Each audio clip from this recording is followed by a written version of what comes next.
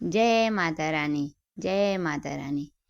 आप सब पर माता रानी की कृपा बने रहे।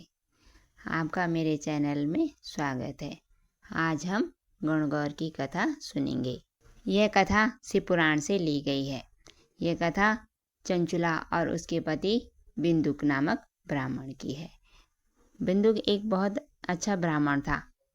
अपने नियम धियम से रहता था, लेकिन एक बार उसके द्वारा गलत आचरण हो गया और वो फिर गलत आचरण ही करता रह गया। उसकी पत्नी थी जो चंचुला, वो उसको समझाती रहती थी, लेकिन वो भी उसकी एक नहीं सुनता था। जब वो उसकी एक नहीं सुनता था तो बाद में चंचुला भी वैसी बन गई जैसे उसका पति था, और इस तरह से दोनों ही अपने अपने धर्म से च्युत हो गए थे। धर्म के विपरीत काम करने लग गए थे दोनों। इसी तरह से दिन बीतता रहा। काफ़ी साल हो गए। फिर एक दिन चंचुला के द्वारा अनजाने में भगवान शंकर की पूजा हो गई। तो इस पुण्य के प्रभाव से जब वो दोनों मृत्यु को प्राप्त हुए तो चंचुला तो थी जो वो भगवान शिव के धाम में चली गई। माता पार्वती ने उसका खूब भव्य स्वागत किया वहाँ, और उसको अपनी सहेली बना दिया। इस तरह से वो वहाँ माता पार्वती के साथ प्रसन्न रहने लग गई थी। इसी तरह से हंसते खेलते माता पार्वती के साथ उसके कई वर्ष बीत गए।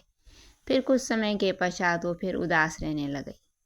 तो माता पार्वती ने जब देखा कि अरे मेरी सहेली उदास क्यों रहने लग गई, तो माता ने उससे पूछा कि सखी तू बता कि तेरे को कोई यहाँ दुख है, तू उदास क्यों रहती है, कोई दुख है तो मुझे बता, मैं उसको दूर करने की कोशिश करूँगी। तब चंचला बोलती है, माता मेरा तो बहुत बड़ा सौभाग्य है कि जो आपने मुझे अपनी सहेली बनाया और मुझे भगवान शंकर के धाम में यहाँ ढंग से रख रहे हो। मेरा तो बहुत बड़ा सौभाग्य है। लेकिन माँ, मेरा पति था जो बिंदुक, वो करता था बुरे काम करता था। तो माँ, मैं अब उसी की याद आ रही है माँ, वो भी बुरे काम करता था। तो मैं सोच रही हूँ माँ, उसके साथ अब क्या हुआ होगा, क्या वो भगवान के धाम में होगा या उसे कोई सज़ा मिल रही होगी। माँ, आप देखकर बताएं ना कि वो इस समय कहाँ होगा। तब माता पार्वती ध्यान लगा कर देखती है तो उसका जो पति था वो तो प्रेत बना हुआ था, प्रेत योनि में चला गया था और पहाड़ी के ऊपर घूमता रहता था। तो ये सब माता ने जब देखा तो माता ने ये बात सब चंचुला को बताई। तो चंचुला तो बहुत रोने लग गई और माता के चरण पकड़ लिए। माता, मेरे पति को भी उस योनि से छुटकारा दिला दो और उसको भी शिव धाम में ले आओ। फिर रोने लगी वो माता के सामने।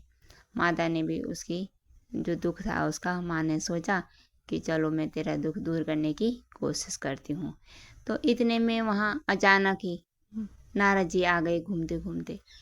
तब माता पार्वती ने नारद जी से सारी बात बताई। तब नारद जी ने कहा, माता आप क्यों चिंता करते हो, प्रेत योनि से छुटकारा पाने का तो एकमात्र साधन है शिव पुराण। अगर वो शिव पुराण सुन ले तो उसको उस योनि से मुक्ति मिलेगी। तो माता पार्वती बोलती है कि नारद जी आप ही उसको कथा सुनाओ ना। तो नारद जी कहते हैं कि माता, मैं तो उसको शिव पुराण सुना तो दूँ, पर मैं एक जगह बैठा नहीं रह सकता। मुझे भगवान ने श्राप दे रखा है। सनकादियों ऋषियों ने श्राप दे दिया था ना नारद जी को कि एक जगह नहीं बैठ सकते। तो इस कारण से मैं एक जगह तो बैठ नहीं सकता, तो इस कारण से मैं कथा नहीं सुना सकता। पर हाँ, मेरा एक मित्र है तुमरुका जी, वो कथा सुनाएंगे शिव जी की। मैं उनको बुलाता हूँ।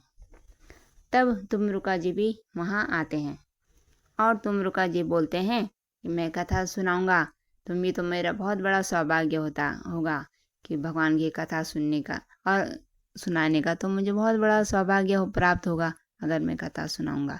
तो इसमें जजमान कौन बनेगा? तुमरुका जी बोलते हैं माता पार्वती से।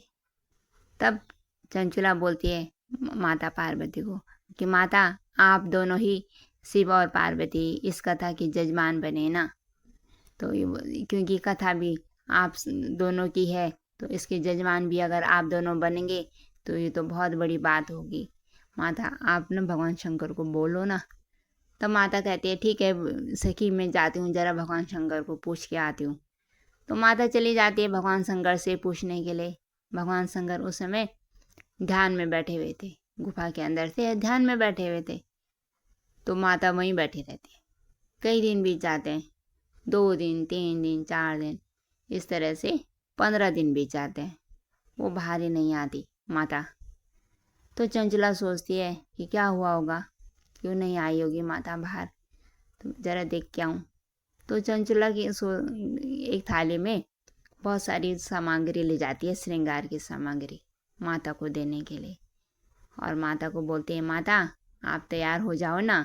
माता से प्रार्थना करती है, माता की स्तुति करती है कि आप इस सामग्री को स्वीकार करें और इसको धारण करके आप शीघ्र ही जजमान बनने के लिए तैयार हो जाए। और माता शिव जी के लिए भी लाती है।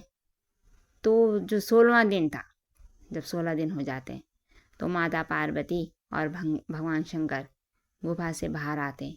आहा क्या सुंदर रूप था दोनों का। बहुत सुंदर लगती है माता पार्वती और बहुत सुंदर लगते हैं भगवान शंकर।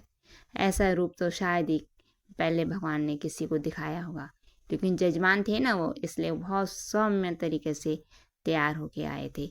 इस तरह से माता पार्वती को और भगवान शंकर को तैयार होने में 16 दिन लगे, बिल्कुल 16 दिन लगे। माता ने जो श्रृंगार करा तो 16 दिन लगे, तो उसी से माताओं का 16 श्रृंगार पड़ा। माता जब बोलते हैं ना 16 श्रृंगार, तो स्त्रियों का 16 श्रृंगार माता पार्वती के कारण ही हुआ। और ऐसे जो 16 दिन भगवान शंकर को लगे, तो जो पुरुषों के 16 संस्कार होते हैं, तो ये पड़े 16 संस्कार। तो बहुत सुंदर लगे दोनों। माता जो चंचुला थी, उन्होंने उनकी आरती उतारी, नज़र उतारी कि आप बहुत सुंदर लग रहे हो। तो फिर माता का नाम पड़ा गौरा और शिव का नाम पड़ा गण, तो दोनों को मिला के हुआ गण गौर। तो बहुत सुंदर थे दोनों जोड़ी, बहुत ही सुंदर लग रही थी। तो फिर चलते हैं वो उस पहाड़ी पे जहाँ वो था प्रेत कथा सुनाने के लिए, वहीं जाते हो। तुमरुका जी मतलब जितने थे वहाँ पे सब वहाँ जाते हैं उस पहाड़ी में। और तुमरुका जी मंत्रों के द्वारा उस प्रेत को पकड़ देते हैं और रस्सी से बांध देते हैं। और भगवान शंकर और माता पार्वती सम्मुख बैठे रहते हैं। और नारायण तुमरुका जी एक ऊंचे स्थान पर बैठकर भगवान शंकर की शिव पुराण कहना शुरू कर देते हैं। बहुत ही सुंदर दृश्य, आहा क्या सुंदर दृश्य रहा होगा वो। और फिर इस तरह से उस प्रेत ने पूरी कथा सुनी। और जब उस दिन पूरी कथा सुनी तो उसने एक दिव्य शरीर धारण करा उस प्रेत ने, और भगवान शंकर और माता पार्वती के चरणों में वो पड़ गया और खूब रोने लगा। और इस तरह से भगवान शंकर और माता पार्वती ने उसको खूब आशीर्वाद दिया। और इस तरह से तुमरुका जी को भी उन्होंने जो भी दक्षिणा दी होगी वो दी। और फिर वो उस प्रेत तो कहाँ था, अब तो दिव्य शरीर धारण करके उसको भी लेकर कैलाश धाम में आ गए।